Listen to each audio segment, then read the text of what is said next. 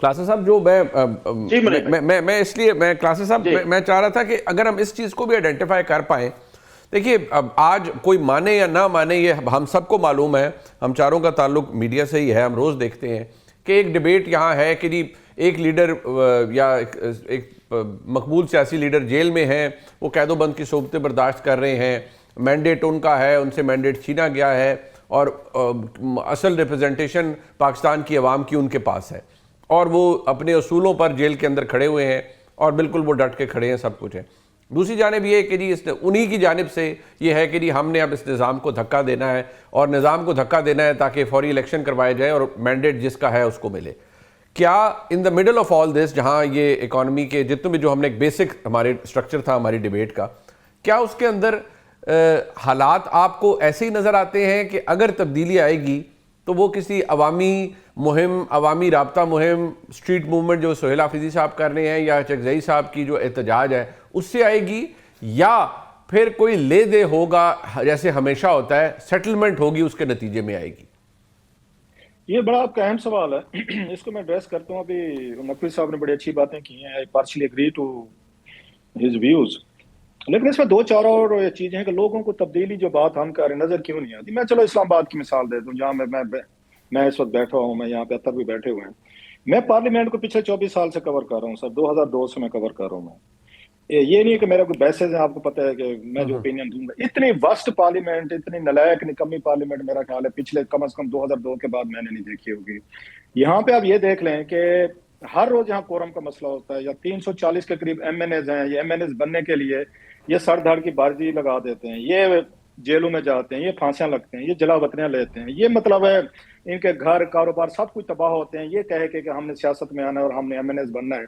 ये परसों की बात बता रहा हूँ सर, हाउस में 80 लोग भी नहीं थे, और आपका हाउस जो इम्पोर्टेंट जिस पे अच्छा खासा खर्चा लगता है कि आपको अलाउंसेस मिलते हैं, सेक्रेटेरिएट का है, बिजली सब कुछ मिला बलूल है, उसमें 80 लोग भी मौजूद नहीं थे। आउट ऑफ 3 आपके 40 80 लोगों को होना जरूरी, 80 लोग भी मौजूद नहीं थे पार्लियामेंट में। और इसके बाद कोरम की निशानदेही हुई, और कोरम उसके बाद उन्होंने इजलास को डेफर किया, थोड़ी देर के लिए चला यहाँ पे, और फिर उन्होंने कहा जुमे वाले दिन दोबारा होगा, कल जुमा है 16 को होगा। मतलब क्या, अगले 2-3 दिन ये जो है इसकी भी अलाउंसेज इनको मिलेंगे पर डे। जब ये कौमी असम्बली के इजलास अटेंड करते हैं, इनको ये बाकायदा अलाउंस मिलता है, कमेटी का अलहदा मिलते हैं, तनख्वाहें अलहदा मिलती हैं, और पर्क्स प्रिविलेजेस के अलावा एक एक सेशन अलाउंस अलहदा मिलता है इनको। अगले 2-3 दिन ये जो दरमियान में गैप आया है इनको मिलता रहेगा। ये जरा इनकी कर, इसके बावजूद भी 80 लोग पार्लियामेंट में नहीं आते सर यहाँ पे। और एक और बड़ी मजे की बात, अगर छोटी सी लगेगी, मैं थोड़ा सा ये बता रहा हूँ, हम लोगों को क्यों नहीं लगता है कि कुछ चेंजेस आ रही हैं यहाँ पे। आपका सेक्रेटेरिएट जो है, सेनेट हो या कौमी असम्बली, तो इनके लिए बायोमेट्रिक हाजिरी होती है, जितने भी हंड्रेड ऑफ एम्प्लॉइज हैं, 1000 भी हैं। लेकिन एमएनएस के लिए रजिस्टर रखा हुआ है, मैनुअल हाजिरी लगती है, जरा ध्यान में रखिएगा, वहां पे मैनुअल हाजिरी लगती है। रीजन क्या है, वो बायोमेट्रिक नहीं करते कि यहाँ 10-10 हजार रुपए अलाउंस मिलता है। बाद लोग, मैं सबकी नहीं बात कर रहा, अच्छे लोग भी ईमानदार भी हैं, बाद लोग ऐसे हैं कि जो वहां घर बैठे हुए हैं, असेंबली में नहीं है, किसी यार दोस्त को कह देते हैं, वो उनकी हाजिरी लगा देते हैं, इसलिए मैनुअल वहां रजिस्टर रखा हुआ है। ना करें सर, ऐसा होता है? Yes yes yes yes sir, अल्लाह अकबर, इस लेवल पे भी ऐसा होता है सर? ये तो लेवल, अच्छा अगली मैं तो 24 साल ये मैंने स्टोरी की हुई है, स्कैंडल की हुई है, डॉक्यूमेंट के साथ की हुई, अभी भी चल रहा है, आप चले जाए देख लें, मैनुअल का रजिस्टर पड़ा हुआ है। और प्लस जब ये कौमी असम्बली में अपना चेक लेने जाते हैं, ये कोई एमएनए साहब मेरे जैसे जो ये हरकतें कर रहे होते हैं, और बहुत सारे हैं, सब नहीं है, मैं फिर कह रहा हूँ, बकायदा जो असेंबली का स्टाफ है जिन्हें चेक देना होता है, जो हाजिरी में ये फैसिलिटेट करे थे, वो भी अपना पैसे लेते हैं कि जनाब हमें भी दे, और ये उनको देते हैं, अपना कट लगाते हैं।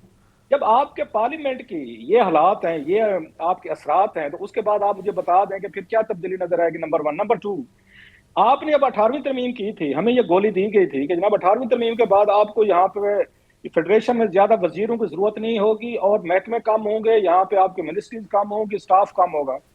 सर आज कितने, 2010 के बाद 15-16 साल हो गए ना सर, आपके वजीरों की तादाद बढ़ गई, आपके मिनिस्ट्री की तादाद बढ़ गई, मुशीरों की तादाद बढ़ गई। इस्लामाबाद ये 24 किलोमीटर का शहर है, और बाकी सारी पावर सूबों के पास है, सूबों के पास सारे महकमे, कुछ भी नहीं है। यहाँ 24 किलोमीटर का है, जो काम सेक्शन ऑफिसर के करने वाला है, 17वें ग्रेड का या डीसी ऑफिस का काम है, उसके लिए आपने जनाब ये 4-4 बंदे रखे हुए हैं एक वजारत में। एक विफाकी वजीर है, एक आपका जनाब वजीर मुमलकत है, एक इसके बाद आपका मुशीर है, चौथा पार्लियामेंट्री सेक्रेटरी है।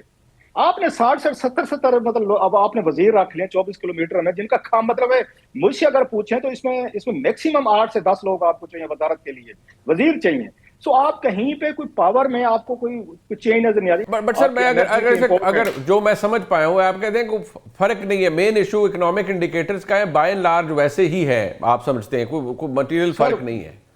सर मेरा ये कहना है कि जो आपकी आपकी सारी चीजें जो है ना डॉलर से आपकी अटैच है। मतलब मैं छोटा सा अगर इसको एक्सप्लेन करूं, आपके $35 बिलियन की आपकी एलएनजी आ रही है, आपका डीजल आ रहा है, आपका ऑयल आ रहा है, आपका फ्यूल आ रहा है, सारी इंपोर्ट हो रही है सर। आपके $8-10 अरब की जो है आपकी ये फूड एक्सपोर्ट हो रहे हैं। $45 अरब वो है जो आपके रोजमर्रा की चीजों से रिलेटेड है, वो पेट्रोल हो, डीजल हो, गैस हो, और बिजली भी उसी से बन रही है, सब कुछ वहीं से हो रहा है। और डॉलर आपका 280 पे खड़ा रहेगा तो लोगों को कोई भी चेंज नजर नहीं आएगी, क्योंकि उनकी जिंदगी में तो कोई मतलब चेंज नहीं आ रही, वही पे लोगों की जिंदगी में तब्दीली नहीं आ रही। ये एक बहुत बड़ा फैक्टर है और अभी भी फील होता है। हाँ, लोगों को भी फील होता। अच्छा अतर भाई, आपके नज़दीक ये एक बहुत बड़ा फैक्टर है, इसको हम डिस्कस भी करते हैं अक्सर कि मैक्रो इकोनॉमिक इंडिकेटर की बात की जाती है, लेकिन लोगों की ज़िंदगियों में अभी भी लोगों को बुनियादी मसाइल लोगों के वही है। हम ये ज़रूर कहते हैं we are out of the woods, लेकिन प्रॉब्लम मेन आम आदमी का अभी तक वही है। उसकी वजह क्या आप मौशी टीम की कमज़ोरी को समझते हैं, या ओवरऑल क्योंकि मईशत इसलिए नहीं संभल पा रही क्योंकि जो सियासी इस्तेकाम है वो नहीं है?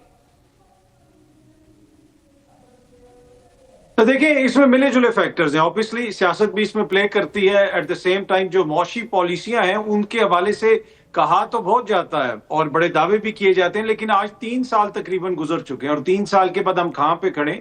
मेरे ख्याल में बड़े अरसे के बाद पाकिस्तान में सर्दियों में लोड शेडिंग हो रही है। कुछ महीने पहले तक हमें बताया जा रहा था कि पाकिस्तान में बिजली इतनी ज्यादा है कि हम यहाँ पे बिटकॉइन की माइनिंग करेंगे, जो एक्स्ट्रा बिजली है हमारे पास, इसलिए कि वो हम कहीं कंज्यूम नहीं कर सकते। इस वक्त 4000 मेगावाट की जो शॉर्टफॉल हो गई है, क्योंकि आप फर्नेस ऑयल और एलएनजी जो है वो महंगा पड़ता है, उसको आप कम मंगवाते हैं या मंगवाते ही नहीं है। तो इससे आप अंदाजा लगा लें कि आपकी मैशत इस वक्त कहां पे खड़ी है। दूसरा, आपका ग्रोथ रेट किस जगह पे है वो भी आपके सामने है। इसी तरीके से अगर आप दीगर चीजों को देख लें, जो आम बंदे से रिलेटेड चीजें, कहीं पे भी आपको उस तरह बेहतरी नजर नहीं आती। जो इन्वेस्टमेंट हो जाए, चाहे वो एफडीआई है, फॉरेन डायरेक्ट इन्वेस्टमेंट है, या बिला वास्ता कोई जो है इन्वेस्टमेंट है, वो आप देख लें 50 साल की कम तरीन सतह के ऊपर है।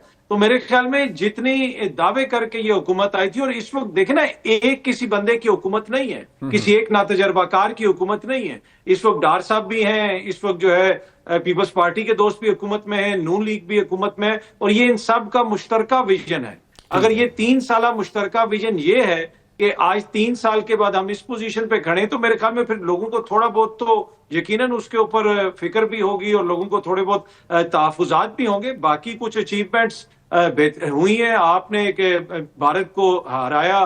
फिर कल ही मैं देख रहा था टेलीग्राफ में आपके JF-17 थंडर के हवाले से खबर लगी। अब ये कोई आम कोई मशकूक वेबसाइट नहीं, ये बरतानिया का एक मोतबर अखबार है। वो ये बता रहा है कि जी दुनिया भर की एयरफोर्सेज आपके JF थंडर जो है 17 थंडर खरीदना चाहते हैं। तो मेरे ख्याल में कुछ चीजें बेहतर भी हुई हैं, कुछ चीजें ऐसी हैं जिन पे मजीद मेहनत करने की जरूरत है, और जहां पे बहुत बड़ा जो गैप है वो पॉलिटिक्स के अंदर है, जो डिस्कनेक्ट है हुक्मरान अशराफिया का। आज देखें जी, इतने दिनों के बाद मुनीब भाई, हमने मियां साहब को देखा, वो बाहर निकले और उन्होंने क्या किया? उन्होंने बाहर निकल के लाहौर के एयरपोर्ट के ऊपर जो अशराफिया के लिए एक बनाई गई है लॉन्च, उसका इफ्तिताह किया। तो इससे आप अंदाजा लगा सकते हैं कि कितना कनेक्शन है या डिसकनेक्शन है इस वक्त अवाम और हुक्मरान तबके के दरमियान।